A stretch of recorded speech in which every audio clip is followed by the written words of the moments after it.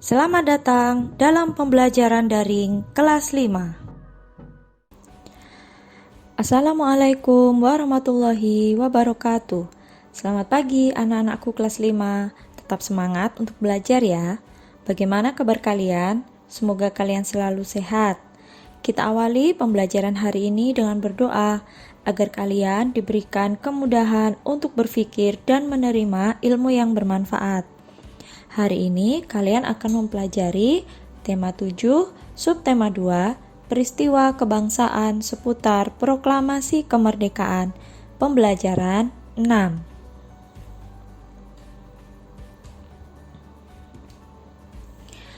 Anak-anak, masih ingatkah kamu salah satu isi perjanjian Romroyen? Ya, salah satu isinya adalah akan segera diselenggarakan konferensi meja bundar atau yang disingkat KMB. Bagaimanakah hasil dari KMB? Yuk membaca bersama-sama. Peristiwa pengakuan kedaulatan Indonesia oleh Belanda. Tindak lanjut perjanjian Romroyen adalah diselenggarakannya konferensi meja bundar atau yang disingkat dengan KMB. KMB dilaksanakan di Den Haag, Belanda pada tanggal 23 Agustus sampai 2 November 1949. Delegasi Belanda dipimpin oleh Van Maarschaveen. Delegasi BFO atau Badan Musyawarah Negara-Negara Federal dipimpin oleh Sultan Hamid II. Adapun hasil KMB sebagai berikut. 1.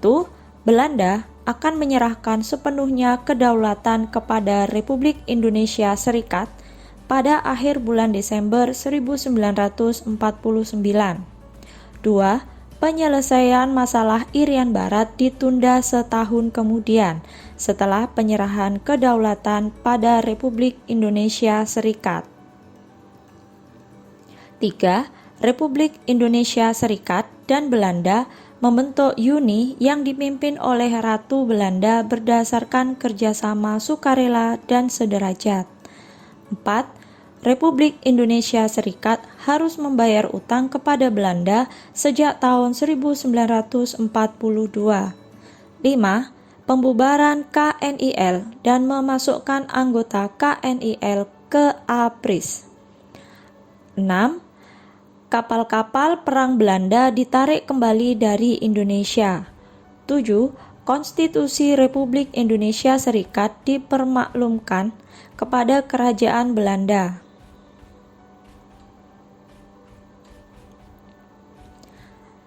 Nah, ini adalah dokumentasi pelaksanaan konferensi meja bundar atau KMB. Kalian bisa lihat kan dari mana nama konferensi ini diambil? Karena meja konferensinya berbentuk bundaran.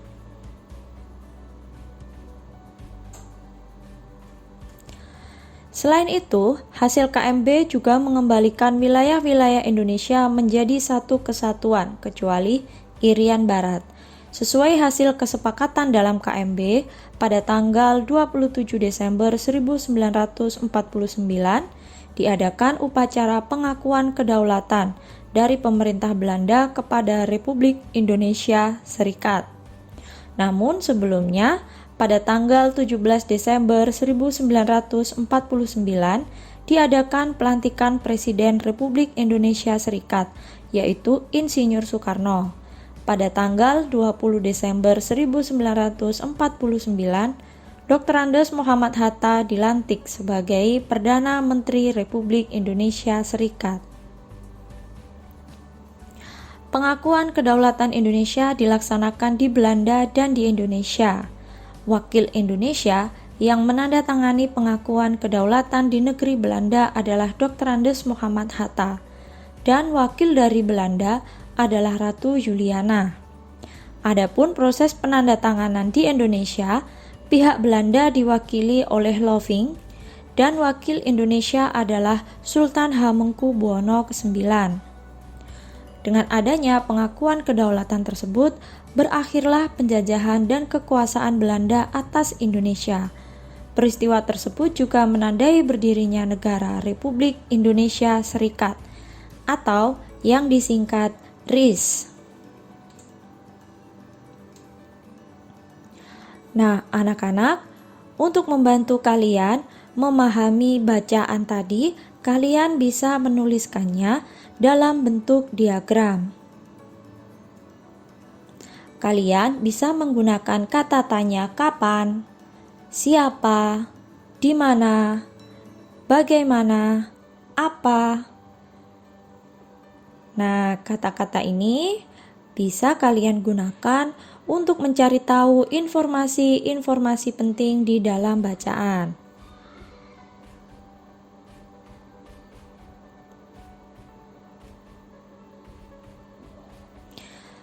Dengan adanya peristiwa KMB dan pengakuan kedaulatan Indonesia, bangsa Indonesia telah terlepas dari penjajahan. Bangsa Indonesia telah benar-benar menjadi negara merdeka dan berdaulat. Oleh karena itu, Indonesia berhak menentukan nasib bangsanya sendiri tanpa campur tangan dan tanpa penindasan dari negara lain. Hal inilah yang patut kita syukuri. Bu Guru mengingatkan, salah satu syarat terbentuknya negara adalah mendapatkan pengakuan dari negara lain.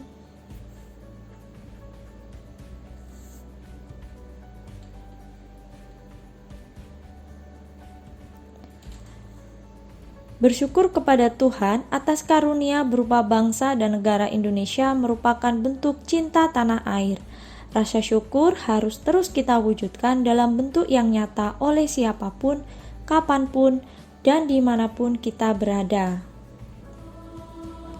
Salah satu lagu nasional yang harus kalian pelajari yaitu lagu Syukur. Kalian bisa amati nada dasarnya yaitu C sama dengan La.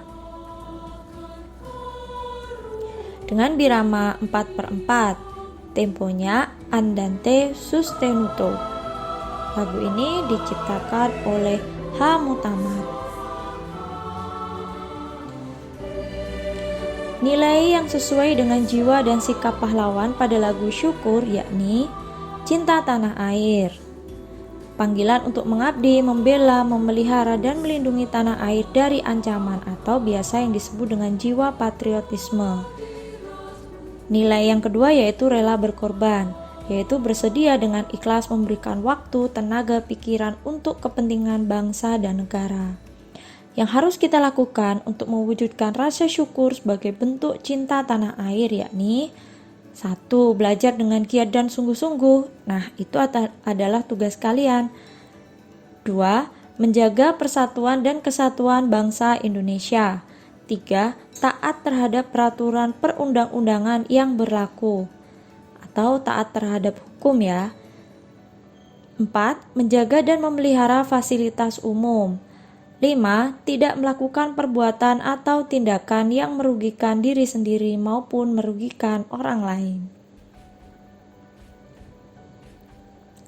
Tahukah kamu, anak-anak dari berbagai penjuru Nusantara saling bertemu dan berkenalan di Jakarta pada tanggal 14 sampai 18 Oktober 2003. Mereka mengadakan konferensi. Semua anak menyadari bahwa mereka berbeda, tetapi mereka mempunyai tekad yang sama, yaitu perbedaan bukanlah alasan untuk bertengkar antara satu dan yang lainnya. Bahkan mereka berhasil menyusun sebuah kesepakatan dengan cara menyikapi keragaman bangsa. Kesepakatan tersebut mereka beri judul Berteman dalam Keragaman.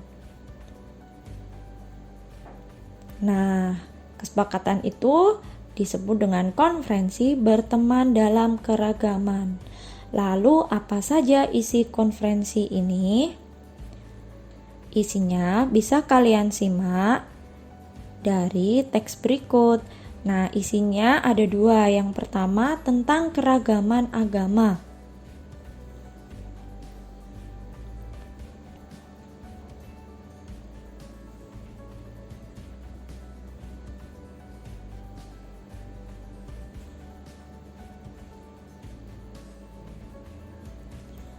Yang kedua, tentang keragaman budaya.